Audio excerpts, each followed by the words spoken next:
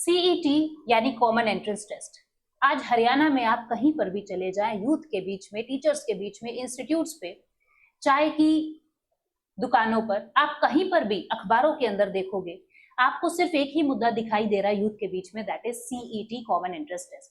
तो क्या है ये, क्यों इतना बड़ा विवाद है या क्यों इतनी बड़ी बात है, इतना बड़ा मुद्दा क्यों है ये सरकार के लिए वोट बैंक का काम भी कर रहा है और स्टूडेंट्स के लिए उनकी तकदीर चमकाने का काम भी कर रहा है। क्या है ये कॉमन एंट्रेंस टेस्ट, इसके बारे में आज हम यहाँ पे एक विशेष चर्चा कर रहे हैं। कुछ सुझाव, कुछ कमियां, कुछ विश्लेषण इसके ऊपर हम कर रहे हैं। हम अपने विचार आप लोगों से साझा करेंगे। जैसा आपको अच्छा लगे कमेंट सेक्शन में अपने आइडियाज हमको जरूर देना। और अगर हम सब लोगों ने मिलकर कंक्लूजन इसका निकाल लिया तो हम चाहेंगे कि सरकार भी इन बातों को सुने और कहीं ना कहीं एक निष्कर्ष तक पहुंचे। तो स्वागत है स्टूडेंट्स आप सब लोगों का आगाज इंस्टीट्यूट ऑफिशियल चैनल पर। आज बात करेंगे सीईटी की। क्या ये क्वालिफाइड नेचर का होना चाहिए, नहीं होना चाहिए, कैसे इसको कंडक्ट कराना चाहिए कि स्टूडेंट्स की जो अनिश्चितता है वो दूर हो सके। क्योंकि आपको पता है, देखो, लाखों की संख्या में लोग जो है सीईटी की तरफ दौड़ते हैं।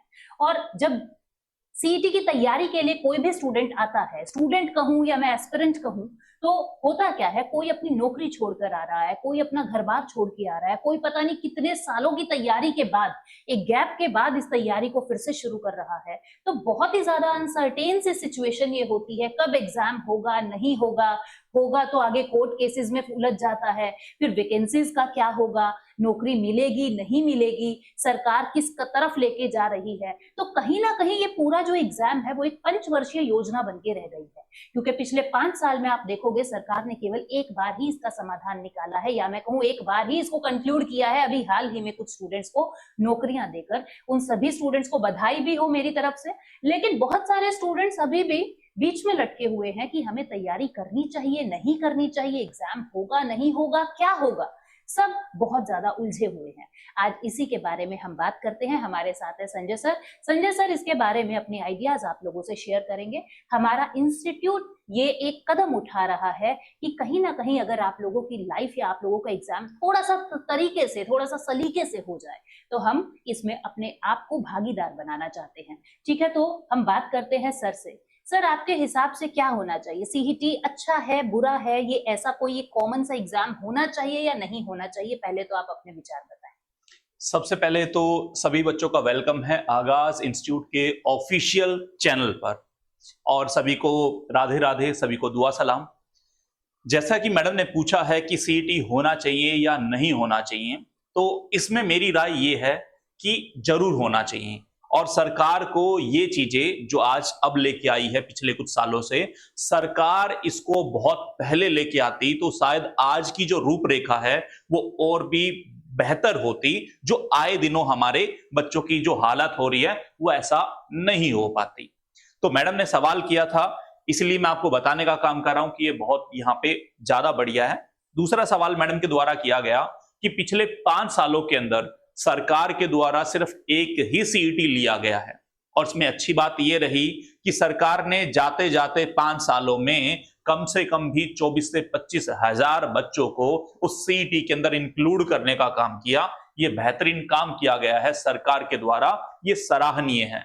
लेकिन आने वाला जो समय होगा, आने वाले जो 5 साल होंगे सरकार के, भाई वो इस तरीके से जाया नहीं जा सकते। यानी कि आप उनको 5 साल में सिर्फ एक ही सीईटी लेके और बच्चों को नौकरी लगाने का काम कर रहे हैं, तो इसके अंदर जो नए बच्चे इंक्लूड होंगे कहीं ना कहीं उनका यहाँ पे लॉस हो जाएगा, जो पिछले कई सालों से इंतजार कर रहे हैं। इन सभी का समाधान हमारी इस क्लास के अंदर हम यहाँ पे देने का काम करें।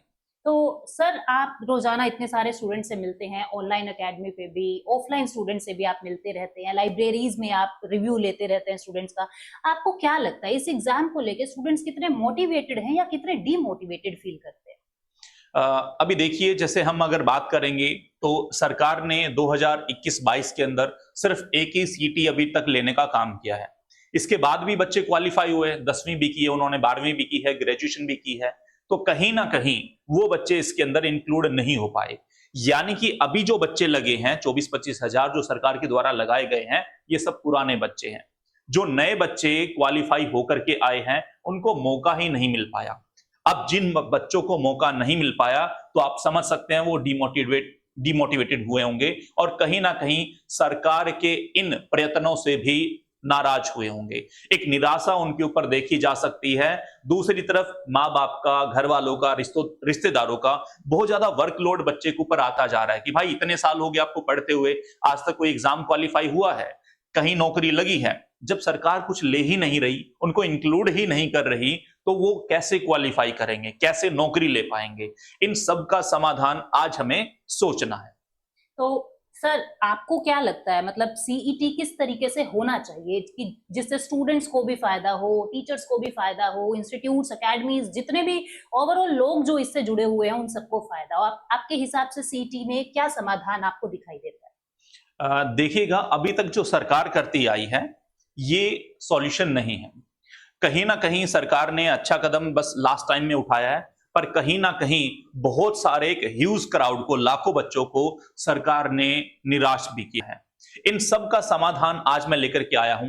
अगर आपको हमारे द्वारा दिया गया समाधान बहुत अच्छा लगता है तो मेरी गुजारिश है सभी स्टूडेंट से, सभी टीचर से कि आप सब लोग मिलकर के इस बात को सरकार तक पहुंचाने का काम करें और सरकार को हमारे द्वारा बताए गए आइडिया अगर अच्छे लगते हैं तो वो कहीं ना कहीं तीसरा रास्ता अपनाने का काम हमारी इन बातों से कर सकते हैं। अब तरीका क्या है, बहुत सोचने समझने विचारने के बाद हमने निष्कर्ष निकाला है। आई होप आप लोगों को भी ये समाधान अच्छा लगेगा। समाधान क्या है समझते हैं। एक मिनट सर, ये आपने एचटेट लिखा है, तो एचटेट से आप कैसे इसका सॉल्यूशन जोड़ रहे हैं? सीईटी और एचटेट का क्या मतलब तालमेल आप बिठाना चाह रहे हैं? बिल्कुल, देखो एचटेट एक अलग चीज है, ये टीचर के लिए होता है, और आपका सीईटी है, इसको कोई भी बच्चा दे सकता है।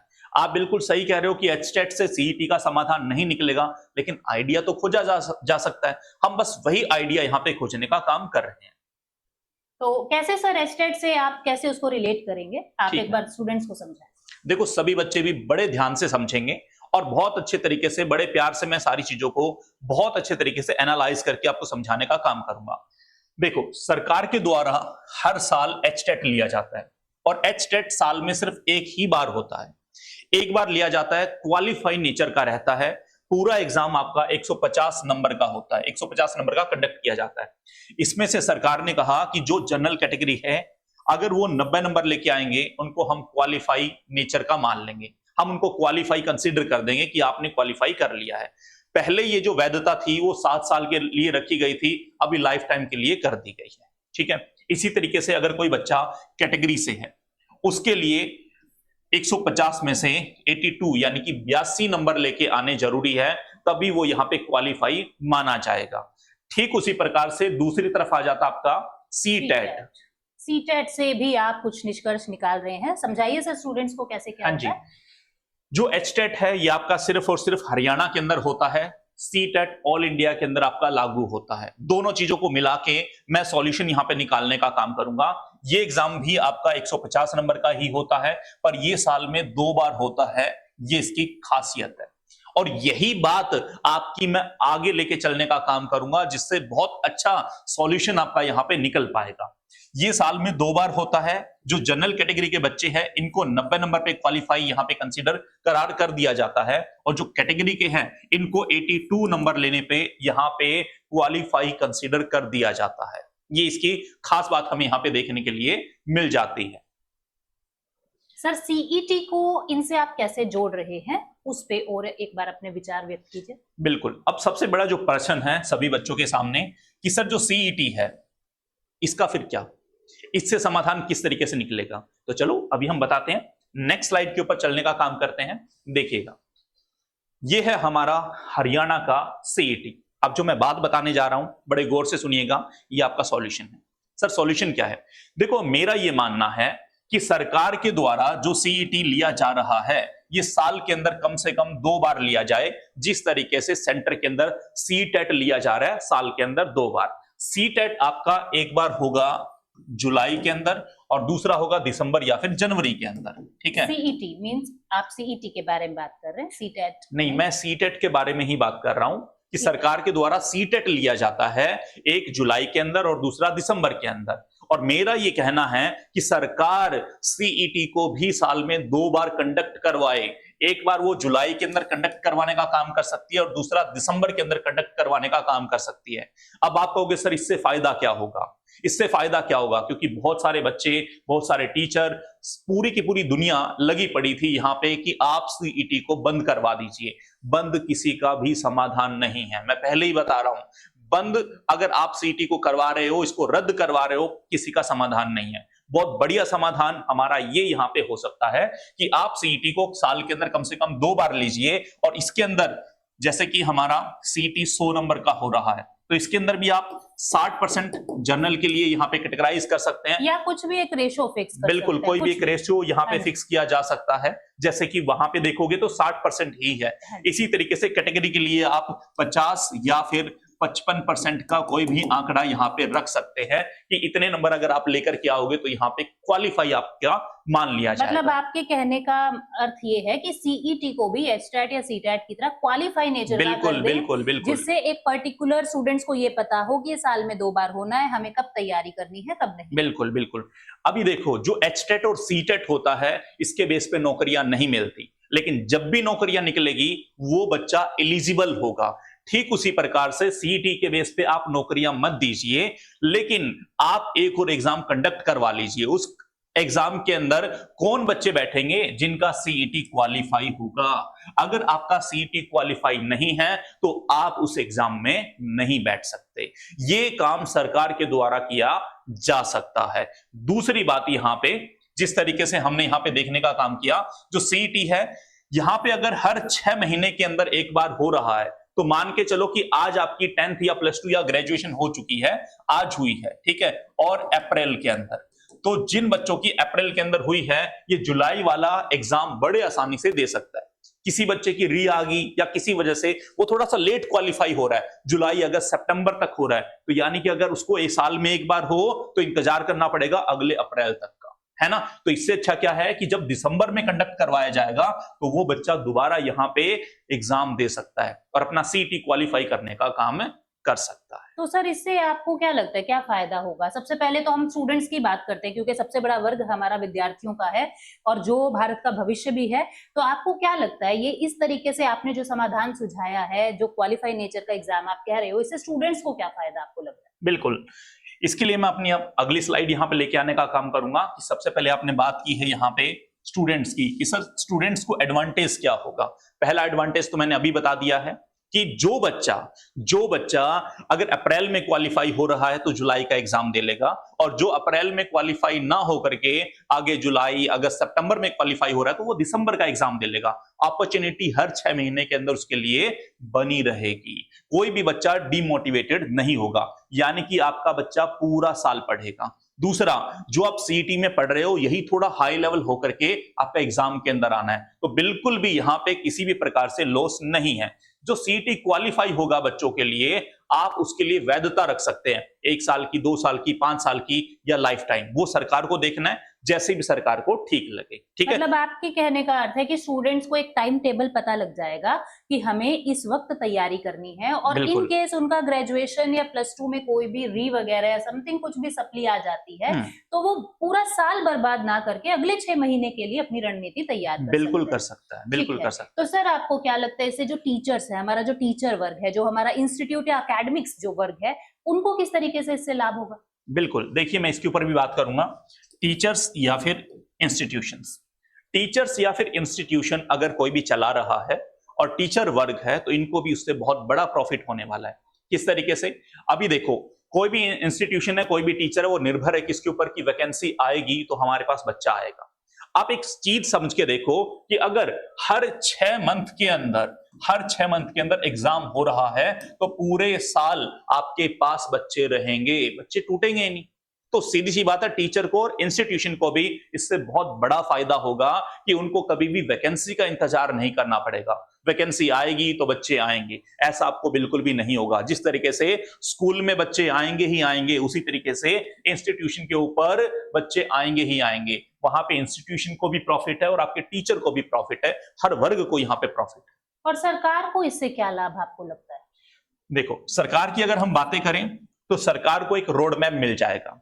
रोड मैप किस तरीके से, अभी अगर कोई भी वैकेंसी निकालती है उसके अंदर पता नहीं हजारों लाखों बच्चे आ जाते हैं, लेकिन यहां पे अब गवर्नमेंट को क्लियर हो जाएगा कि अब की बार वैकेंसी में कितने बच्चे आएंगे जिनका सीईटी क्वालिफाई है। हाँ जी, मतलब वो भी अपने बजट को एनालाइज कर सकते हैं, या उनको भी एक जो इल्जाम सरकार पे लगता रहता है कि जब भी इलेक्शंस आते हैं तब वो वैकेंसी निकालते हैं, वो तो एक वोट बैंक के लिए काम करते हैं, तो सरकार के ऊपर से वो इल्जाम भी हटने वाला हो जाएगा कि हम तो रेगुलर बेस पे इसको लेते हैं, ये कोई वोट बैंक पॉलिटिक्स हम नहीं कर रहे हैं, ये हमारा प्रोपेगेंडा नहीं है कोई, तो सरकार भी इसमें क्लीन चिट की तरह बाहर निकल जाएगी। तो बिल्कुल हमें यहाँ पे फायदा दिख रहा है। सर, किसी भी एग्जाम से देखिए बहुत सारे और वर्ग जुड़े होते हैं, जैसे लाइब्रेरीज हैं या हॉस्टल्स हैं, पीजी हैं, या मैं कहूँ कि छोटा सा धोबी भी है क्योंकि स्टूडेंट्स जाते हैं कपड़े वगैरह अपना धुलवाते हैं, उन सभी जो बाकी बिजनेस क्लास इनसे जुड़े होते हैं उनको इससे कैसे लाभ होने वाला है?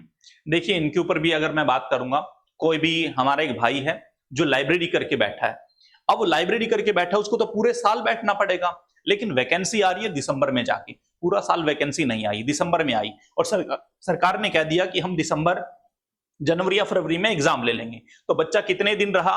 सिर्फ 2 या 3 महीने, इससे ज्यादा नहीं रहा। लेकिन अगर पूरा साल बच्चा आ रहा है तो यहाँ पे उस लाइब्रेरी वाले को पूरा साल बच्चा अवेलेबल हो जाएगा, यानी कि उसको किसी प्रकार से सोचने या फिक्र करने की जरूरत यहाँ पे नहीं हो। ठीक है, तो काफी हद तक हमें यहाँ पे ये सिंप्लीफाई सा सॉल्यूशन मुझे तो लग रहा है, बाकी स्टूडेंट्स अपने रिव्यूज देंगे।